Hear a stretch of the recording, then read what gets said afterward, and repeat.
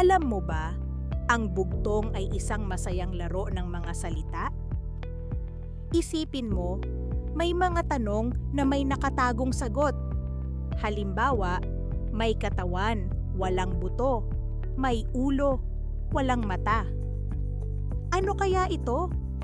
Oo, tama ka. Ito ay bawang.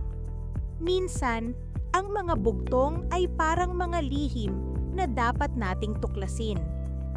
Ang mga ito ay hindi lang nakakaaliw, kundi nakakatulong din sa ating pag-iisip. Kaya, subukan mong gumawa ng sarili mong bugtong. Isipin mo ang mga bagay sa paligid mo at gawing palaisipan. Ang mga bugtong ay bahagi ng ating kultura, kaya't mahalaga itong pagyamanin. Maglaro tayo at magtulungan sa pagbuo ng mga bagong bugtong. Masaya ito at tiyak na marami tayong matututunan.